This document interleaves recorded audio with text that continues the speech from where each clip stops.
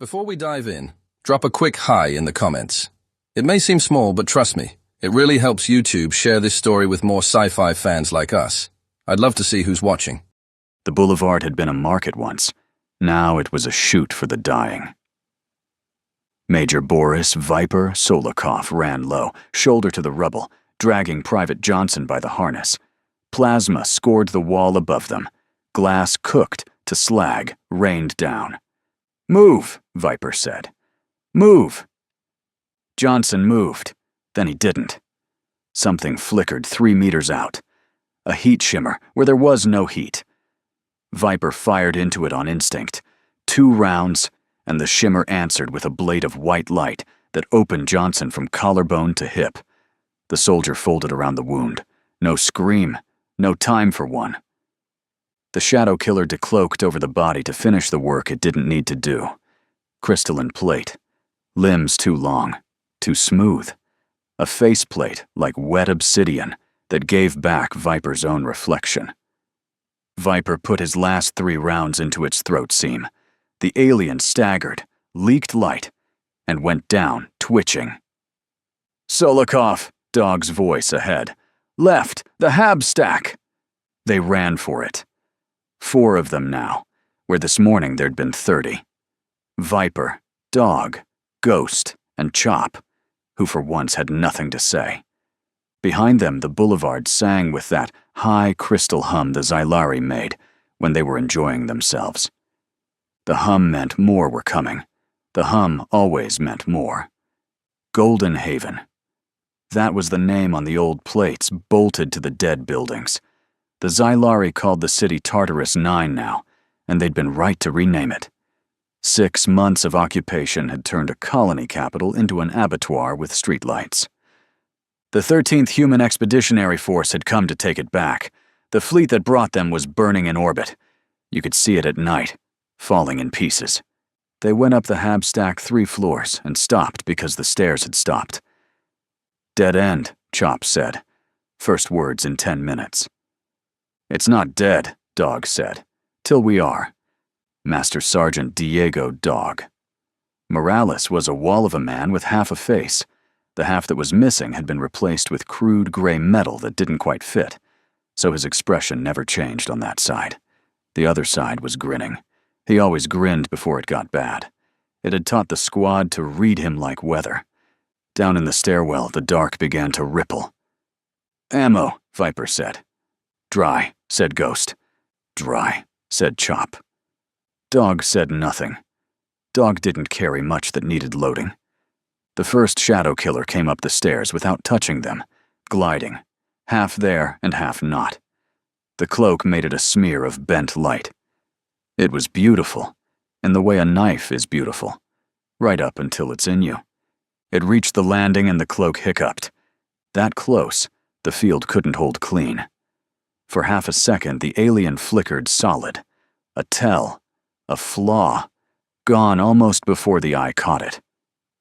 Dog caught it. He brought Maria around. Maria was the power claw bolted to his right arm. 3 hydraulic blades the length of a man's forearm, scarred and stained and named after nobody he'd ever explain. He swung Maria into the shadow killer's flickering chest, and the field collapsed, and the crystal armor cracked like river ice, and the thing inside came apart wet. Dog held it there, claw buried, motor whining, and grinned at the sound it made. "There's the noise," he said. "There's my noise." A second one vaulted the rail behind Ghost. Ghost was already turning. Staff Sergeant James, Ghost. Trevor was a sniper by trade and by temperament, pale and quiet, and most comfortable a kilometer from anything that could touch him. He had no kilometer now. He had no rounds. So he became the other thing he was. The combat knife came off his vest. He went under the energy blade, felt the heat part his hair, and put the knife into the seam under the alien's arm, twice, fast, then wrote it down as it dropped. He moved like the building had no air in it to disturb. No grunt. No wasted motion. When it stopped moving, he was already up and scanning, knife low, eyes flat. "2," Dog said, shaking the wreck off Maria. "There's always more than two," Ghost said. There were. The hum was building below. But for one breath, the stairwell was theirs. And that hadn't happened in 6 hours. "Up," Viper said. "Roof access. Go." They found Mama and what was left of Second Squad in a gutted apartment under the roofline. Corporal Lena, "Mama." Reyes had a wounded man across her knees and her hands inside him to the wrist, working fast, working calm, the way she always did. 2 more wounded against the wall, one that wasn't wounded anymore, covered with a coat. "How many can walk?" Viper asked. 2, Mama said, not looking up. "This one if you carry him. The others stay where they are." She tied something off, hard. "I don't lose him just because you're in a hurry, Major." "Wouldn't dream of rushing you." Liar. Her hands kept moving. "But a polite one." Private Chop Wilkins dropped against the wall and let his head fall back. The grin came on him the way it always did. Late, defensive, like a reflex he couldn't kill.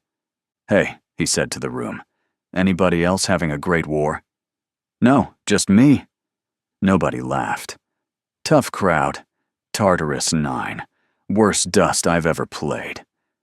"Wilkins," Dog said. "Shut up before I close that mouth with Maria." "Maria likes me," Chop said. "Maria gets my jokes." Then the Vox lit up. Not one channel. All of them. Sets throughout the room came alive at once.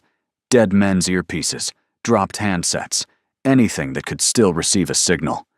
The same carrier tone filled them all. The Xylari override, the one they used when they wanted humans to watch.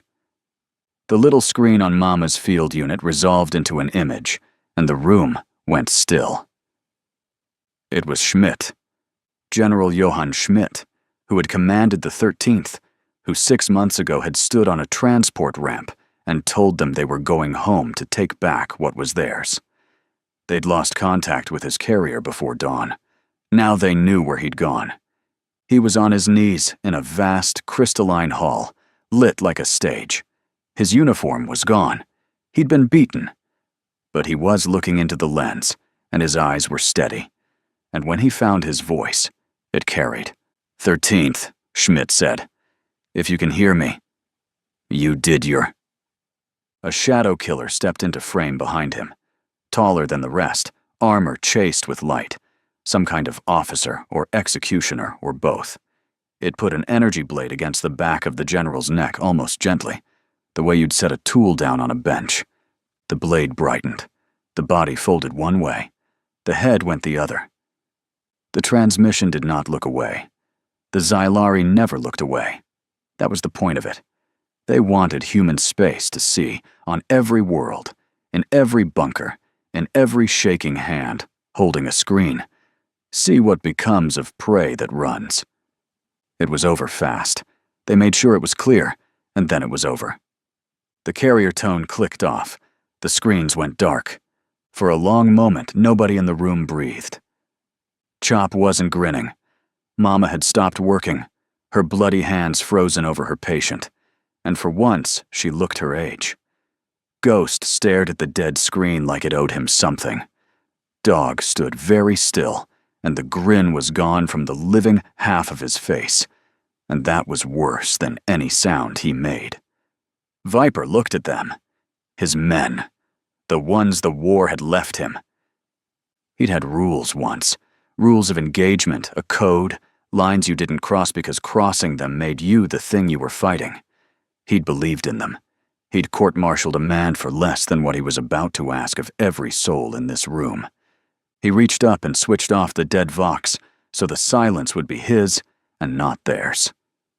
"Okay," he said quietly. That was all at first. "Okay." Like he was agreeing to something nobody had said out loud. Then the hum came up through the floor. It came from below, and from the stairwell, and from the next building over, layered, surrounding. A chord of crystal voices that meant the kill teams had finished triangulating the broadcast, and the broadcast had been bait all along. They'd lit up every Vox on Tartarus 9, knowing the survivors would gather to watch their general die.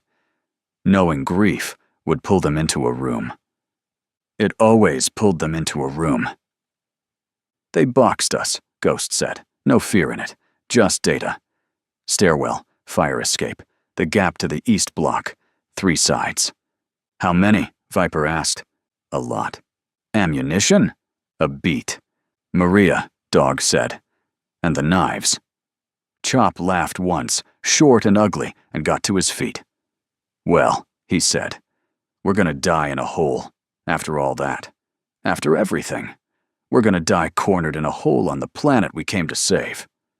Viper looked at the floor, at the coat over the man who hadn't made it, at the broadcast still burning behind his eyes, the steady look in Schmidt's face, the gentleness with which the blade had been set against his neck. Gentle. Like the general was already a corpse, like all of them were already corpses, already meat, already prey too stupid to know it. Something in him that had been holding for 6 months let go. When he looked up, the men who knew him best went quiet, because they'd never seen this on Viper's face. Not in 6 months. Not ever. The cold that had always been there had finally found the bottom of itself, and underneath the cold, there was something the Zylari had spent 6 months teaching every human on this world how to become. No, Viper said. Dog turned. Major? No more running. Viper's voice didn't rise. It didn't need to. It went into the room like the knife went into the seam. Quiet, exact, all the way in. The Zylari wanted a hunt. They've had one. They've had 6 months of one. And we've been the ones bleeding for it. Nobody said anything. So we give them a real one. He looked at each of them. Dog, Ghost, Mama, Chop. The 2 wounded who could walk, and the one who couldn't, and was staying anyway. They think the box is closed. They think they're the hunters, and this is the part where we die scared. The hum was at the door now. Shapes rippled in it. We hunt the hunters, starting in this room, starting now. Dog brought Maria up, and the grin came back to the living half of his face, and it was the worst thing in the building. About time, he said. Ghost set his rifle down, useless weight, and took the second knife off the dead man under the coat, so he had one in each hand. Mama eased her patient flat, stood, and rolled her shoulders. Her hands were red to the wrist. I keep them alive, she said. To no one, to herself, to the door. And I keep them. Both. Chop pulled the last charge off his rig and started rigging the doorway, fingers steady now. The jokes burned out of him into something with edges. Okay, he breathed. Okay, come into the nice room then. The first shimmer crossed the threshold. Viper let it come 3 steps. Let it think the box was closed. Then the lights went out, and the floor came up, and the broken 13th stopped being prey. The lights came up because Chop wanted them up. He'd rigged the apartment's dead lumen strips to a single charge and blown them bright at exactly the right moment. The cloaks took a half-second to adjust. 3 shadow killers flickered solid all at once, caught between settings. The 13th was already inside the window. Dog took the first one through the spine with Maria before it resolved. Ghost opened the second's throat seam with a knife in each hand, crossing them like shears. The third got its blade up, and Viper went in under it, too close, close enough to feel the heat blister his cheek, and drove his own knife into the joint, where the long arm met the chassis. It shrieked. He twisted. It stopped. He came away with a burn down the side of his face. That was the price of the window. You bought the half-second by standing inside the kill. Clear, Ghost said. Not clear. Dog kicked a body. Just quiet. They didn't waste the quiet. Viper crouched over the one he'd dropped and pulled at its armor where the plate had cracked. Underneath, the crystal wasn't solid. It was threaded. Fine filaments running through it like veins. And as the alien died, The filaments dimmed, light draining out of them toward something on its back. "Reyes," he said. "Get up here." Mama came, hand still red from the man she'd kept alive. She looked where Viper looked. A node sat between the shadow killer's shoulders, fist-sized, going dark. "It's all connected," she said. "All of it.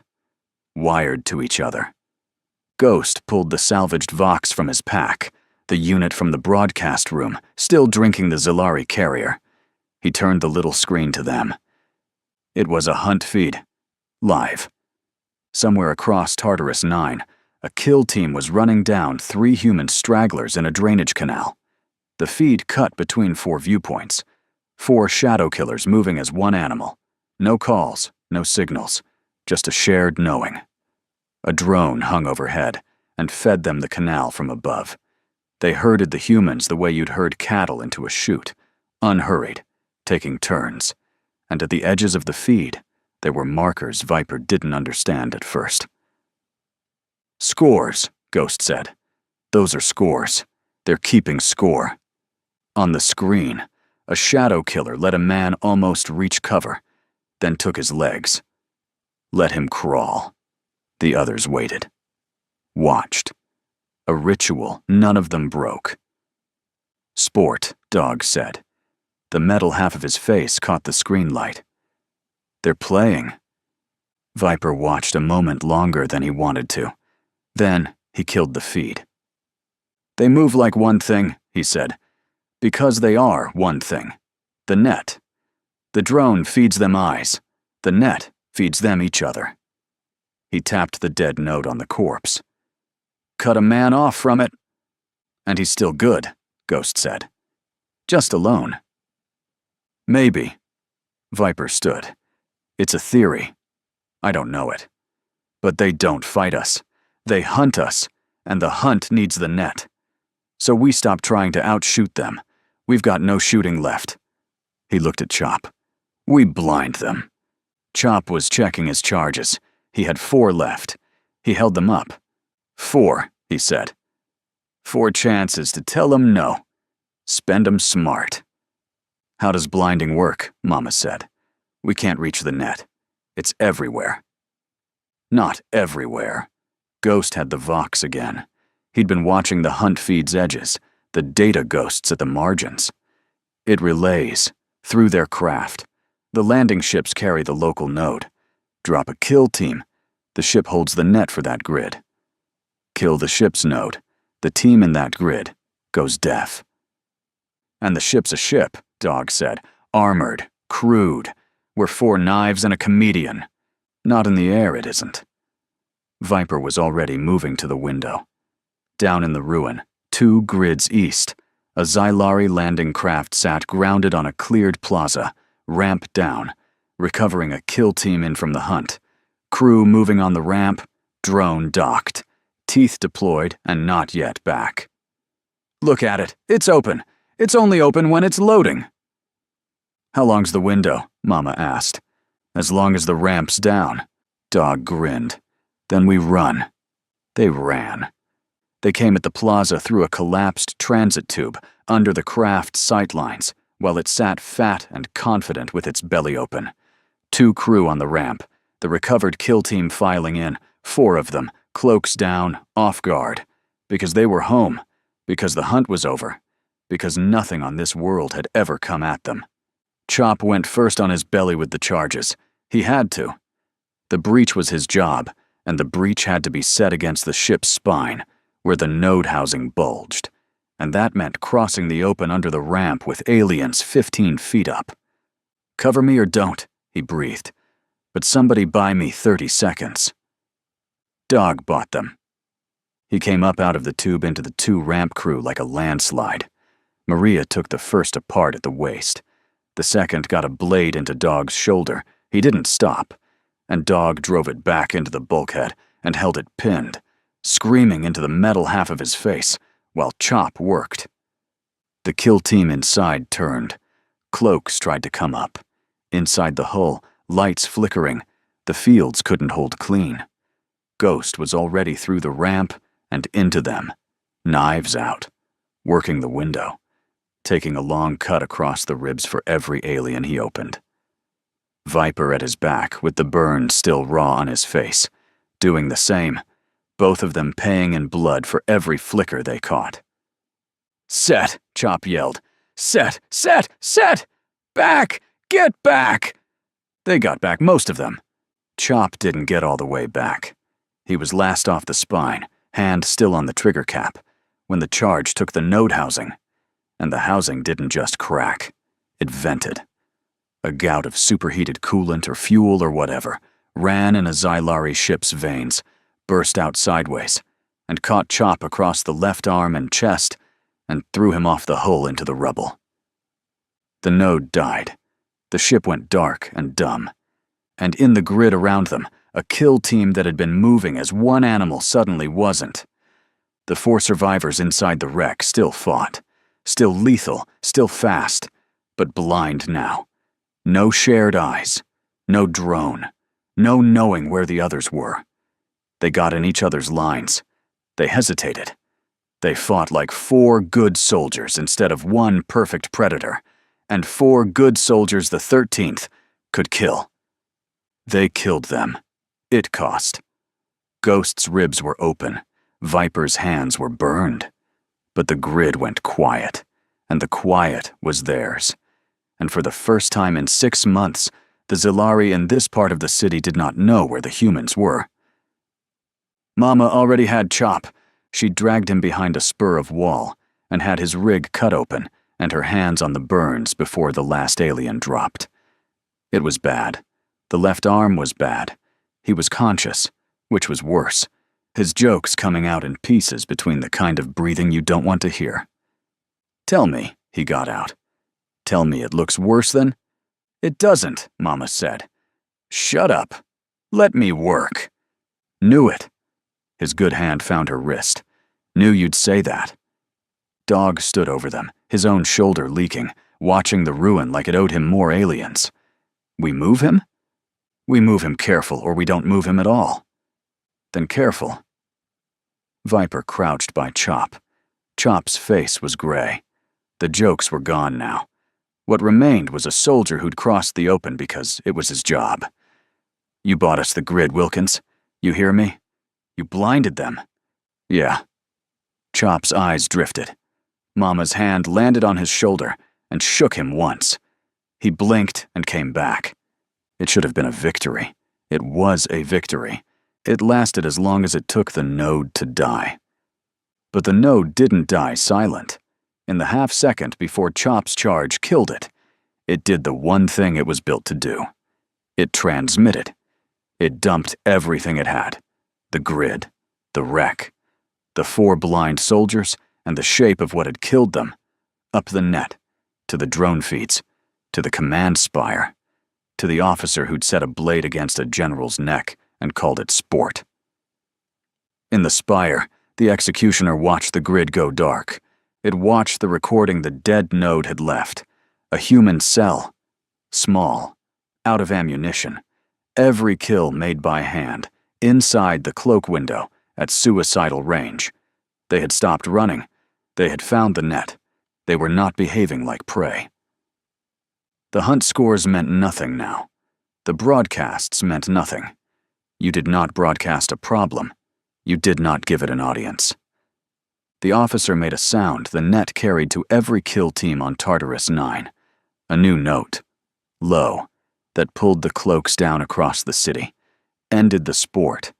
Ended the herding, and the crawling, and the keeping of score. No more theater. The drones lifted. The kill teams went silent and went dark, and stopped hunting humans. They started hunting this one cell. The 13th felt the change before they understood it.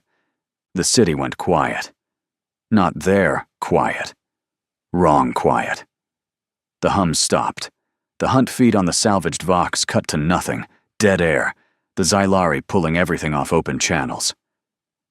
"They stopped broadcasting," Ghost said. He was pressing a wad of cloth to his ribs and frowning at the silent screen. Why would they stop broadcasting? "Because they were showing off," Mama said, not looking up from Chop. You don't show off when you're scared." "They're not scared," Dog said. "No."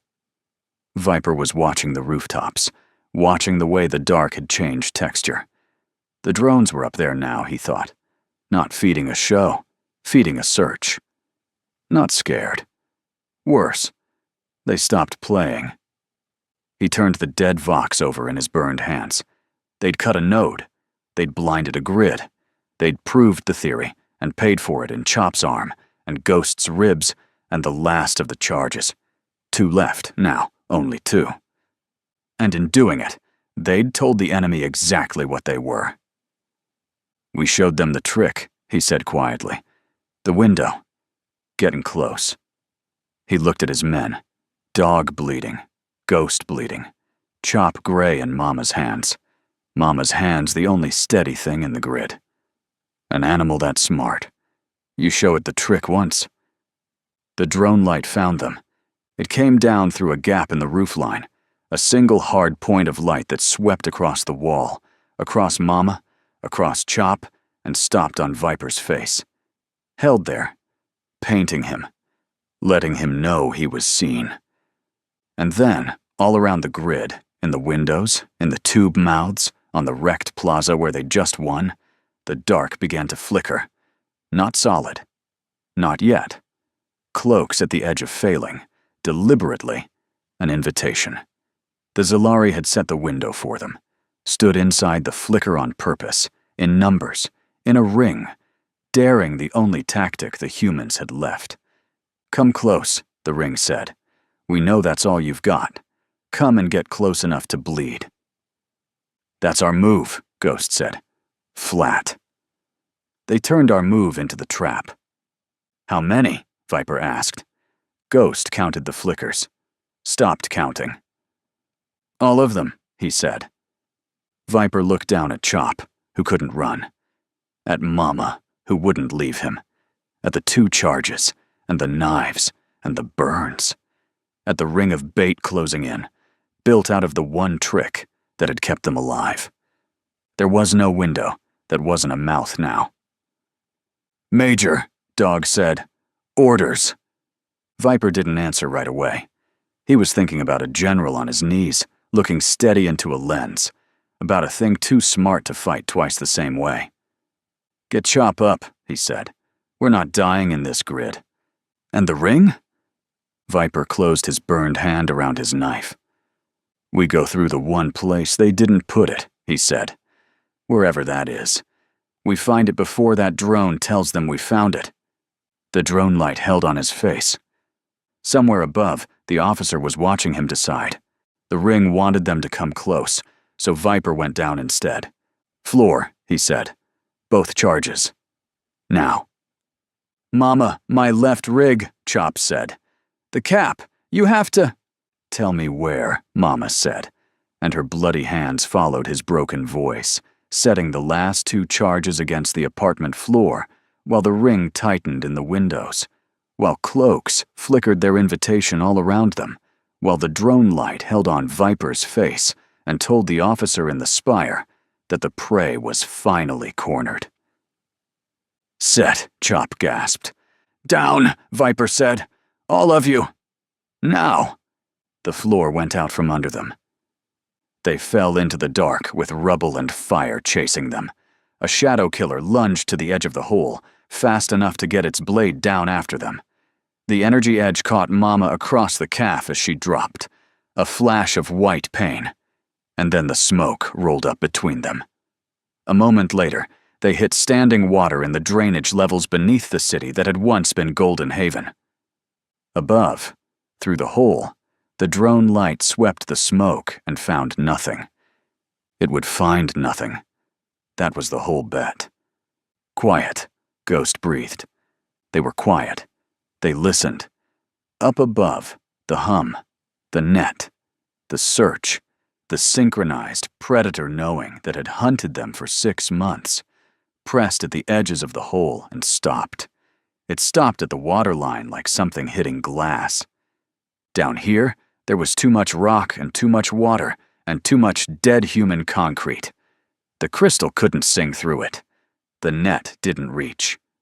They herded those people in the canal from above, Viper said slowly, remembering the feed, the drainage, the drone overhead because nothing went down into the wet.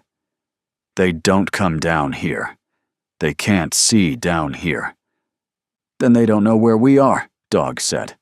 His shoulder was a ruin. He held Maria in his good hand, and the bad arm hung. First time in 6 months. Yeah, Ghost was already moving, knife out, into the dark that ran under the whole district. First time, they're the blind ones. They went up grid by grid, and the hunt turned over.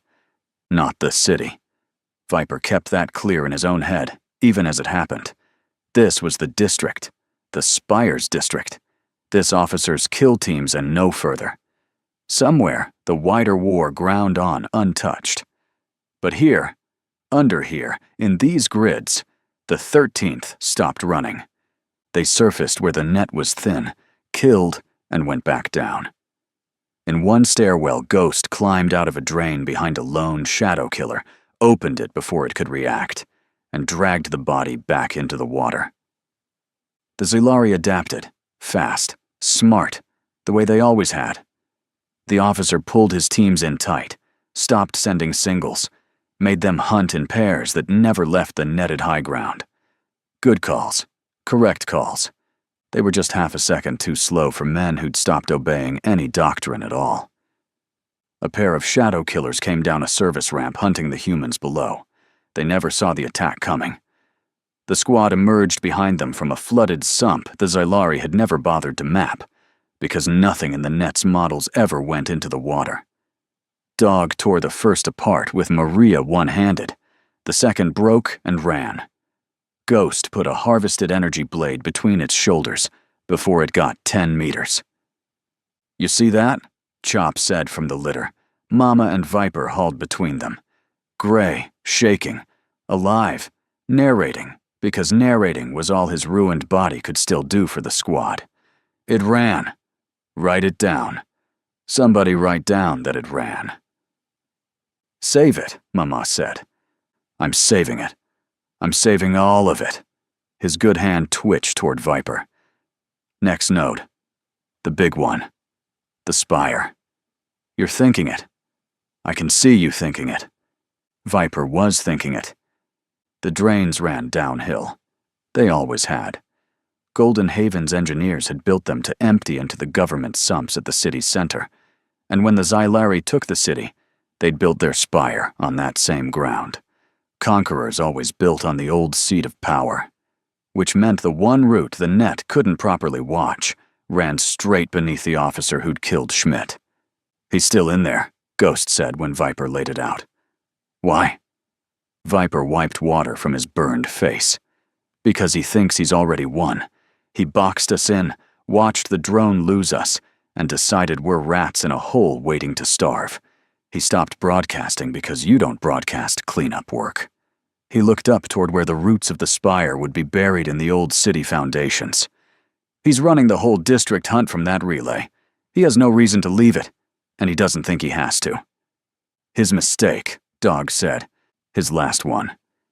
They came up into the spire through its own drains, into the cold, crystalline dark of its lower core, and that was where it stopped being possible.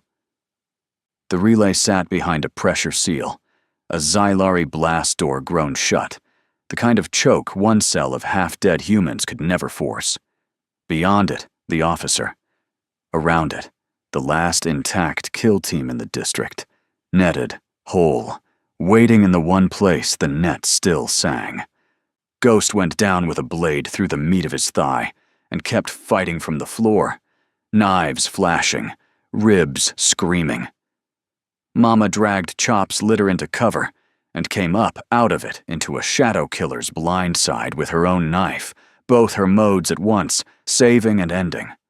Viper's burned hands could barely close on the haft, but he closed them, and he paid for every flicker in skin and blood. But the door wouldn't open. It's sealed, Ghost shouted from the floor. Solikov, it's grown shut. There's no... Maria opens it, Dog said, and he was already there. He set the power claw's 3 blades into the seam of the pressure door, one good arm, and drove the hydraulics in. The motor screamed. The crystal screamed. The door gave a finger's width and tried to close again on the claw, on Dog's arm, on Dog. "Go," he said. He was holding it. His whole ruined body was holding it. The door fighting to seal. Maria jammed into the gap, the metal half of his face lit by the relay glow beyond. "I got it. I got the door. Go." Viper went through the gap. Behind him the door bore down, and Dog held it, and the kill team turned its blades on the man pinned in the doorway, because he was the only one they could reach.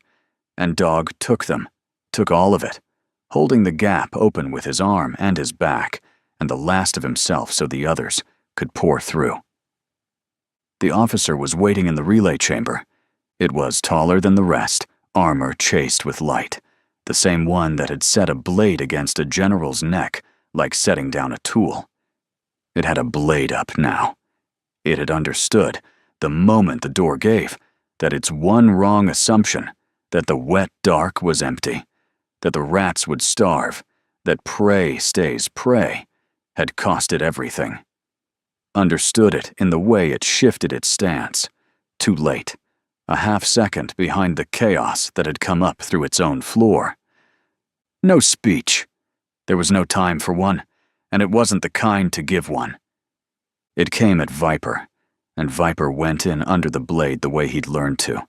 Close, far too close, close enough to bleed, and put his knife into the throat seam where the armor joined. Plainly. No ceremony.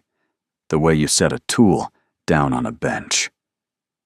Viper held it there until the light went out of the filaments. Then he turned to the relay, and Chop, propped in the doorway over Dog's body, gray, dying-voiced, still in the fight, told him where to drive the knife. The Spire's relay died. Across the district, every flicker went out at once. Dog was still alive when Viper got back to the door.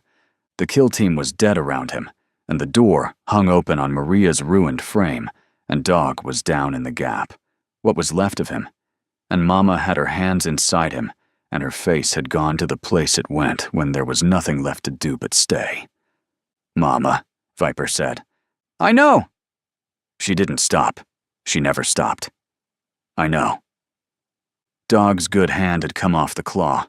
The metal half of his face couldn't change, but the living half had gone soft. Finally, the grin nowhere on it. "Hey," he said. "Hey, Major. Did it open?" "It opened," Viper said. "You opened it. We got him. We got him, Diego." "Good." A wet breath. "Good." His eyes found the claw, jammed and dead in the doorframe, the blades that had carried him through 6 months of this. "Maria," he said. "Take Maria home." "Dog." "My wife," he said, like a confession he'd held a long time. "Maria. And the boy. They're on Centauri 5. The colony, a name none of them would forget, and I named her after Maria, 'cause everyone I killed with that claw was a step closer to them." The breath again. Smaller. "Tell her I was walking home. The whole time. Tell her I was—" He didn't finish. Mama's hand stopped. She left them where they were a moment longer, then drew them out, and bowed her head over the one patient she could not keep, the medic who kept everyone, kneeling in the water, and the relay light with nothing left to do. Nobody said anything. There was nothing to say that the silence didn't say better.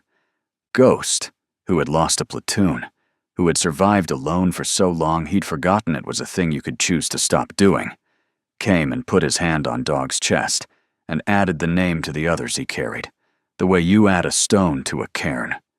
Chop wept openly from the litter, the jokes all gone, crying for the man who'd always had his back. Viper stood over them with his burned hands at his sides.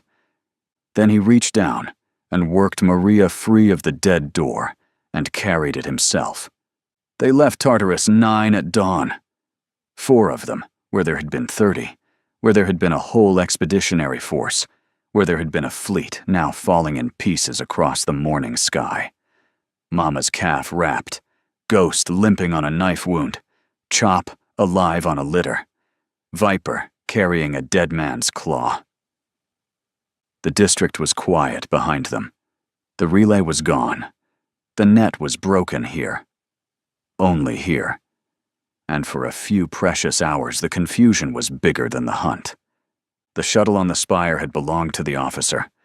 Ghost got it airborne because he'd once spent 3 years attached to reconnaissance pilots and had never forgotten anything that kept a man alive. The craft hated him. He hated it back. Between the two of them, it flew. The city fell away beneath them. They had not beaten a species. They had broken one hunt in one city, run by one officer who'd called butchery a sport. But the Xylari had wanted to send a message. Only days ago, they'd dragged a general before the cameras to teach human space what becomes of prey. They'd taught it something else instead. Viper looked back once at the spire, shrinking into the morning haze. You wanted us afraid, he thought. You wanted us to learn our place. The dead were taking that lesson home with them. The living would carry it the rest of the way. Hey there, space human. I'm really curious about your thoughts on this video. Drop a quick comment and let me know what's on your mind. Or just say hi if you prefer. Either way, I'd love to hear from you. Also, remember to check the pinned comment. Trust me, it's worth a look. Oh, and one last thing. I've chosen another video for you to watch. Just click the card here. Or here if you want the whole playlist. See you there.